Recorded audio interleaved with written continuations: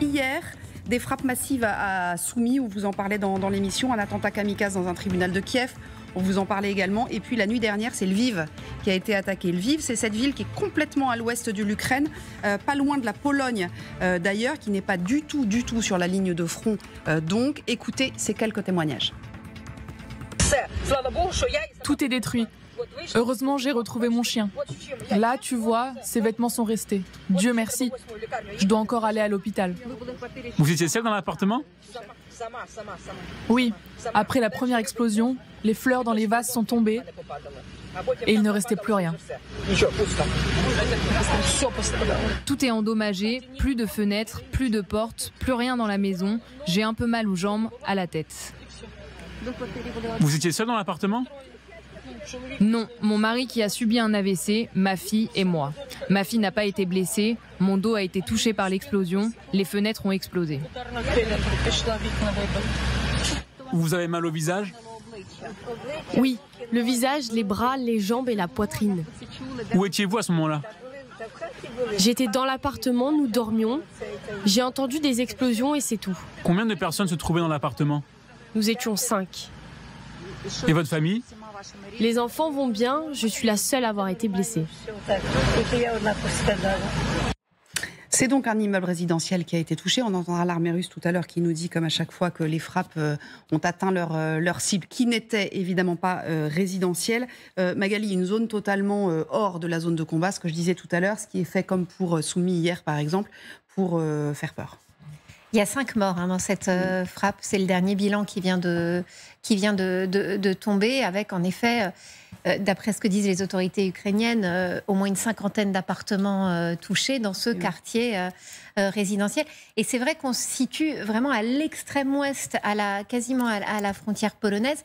Et les autorités locales disent que c'est vraiment les frappes les plus destructrices depuis le début de la guerre dans cette zone, qui jusqu'à présent était quand même moins touchée évidemment que les autres. Et c'est vrai que c'est un signal qui est envoyé évidemment aux Ukrainiens, une volonté de terroriser. On a l'impression d'être revenu finalement aux frappes que l'on voyait il y a de ça quelques mois, où il y avait une volonté vraiment d'essayer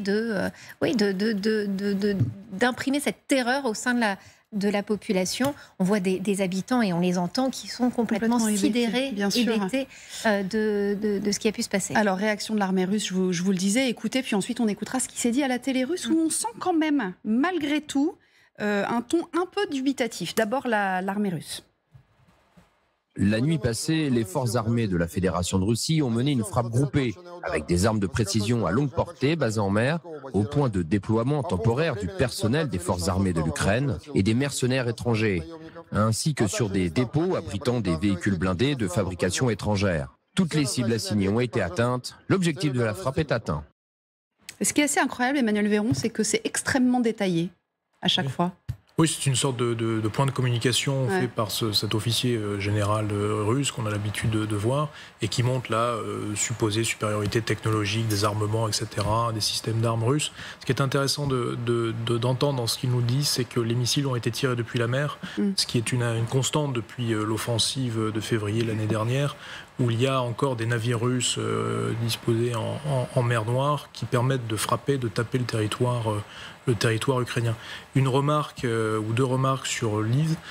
On frappe des populations civiles, indépendamment des déclarations de cet officier russe, et de supposer dépôts de carburant, d'objectifs militaires. C'est indéniablement des populations civiles, donc c'est encore pour sidérer, encore pour accroître la sédimentation sur des crimes de guerre.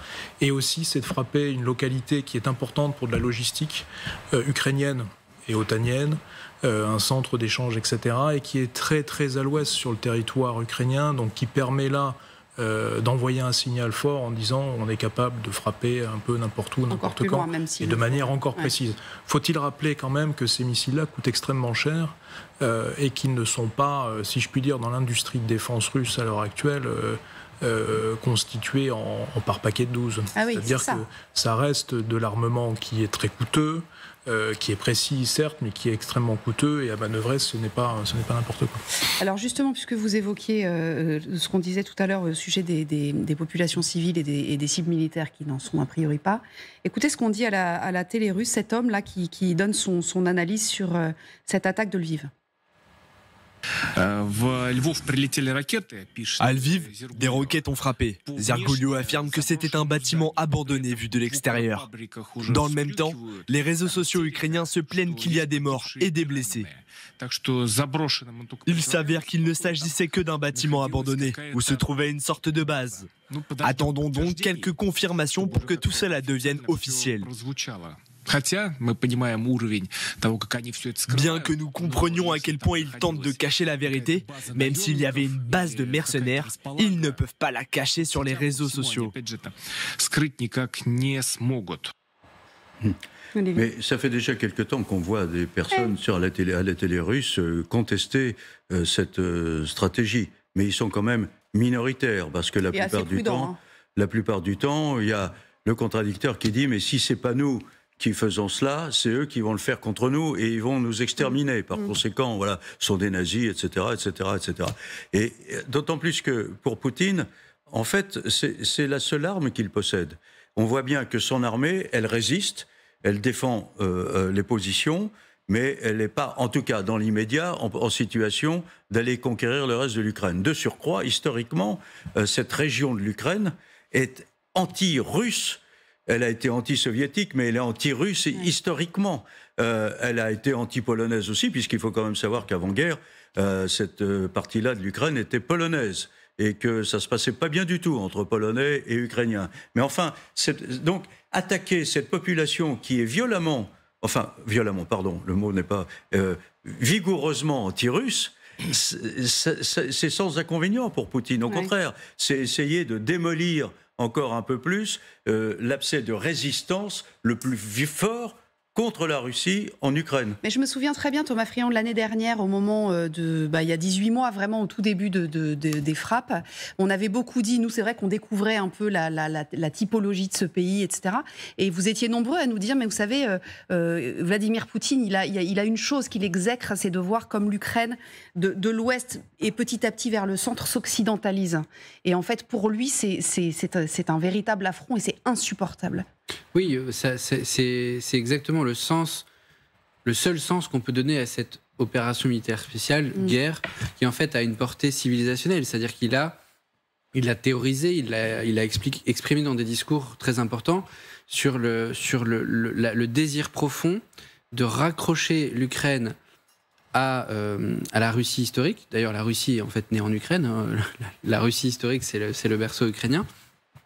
Mais en la désoccidentalisant, et paradoxalement, au lieu de parler de désoccidentalisation, il a parlé de guerre contre l'Occident, mais de dénazification, ce qui était donc totalement un brouillage de son propre propos. Moi, ce qui m'a frappé là dans les images que vous avez mentionnées, je ne sais pas quel est le degré d'audience de la chaîne dont sont issues les images, mais c'est, peu importe l'audience, le niveau de courage qu'il faut pour dire ça à une télé russe, parce qu'en Russie, c'est des sanctions pénales de plusieurs années d'emprisonnement qui valent, ne serait-ce que pour la consultation d'informations d'origine étrangère sur le conflit.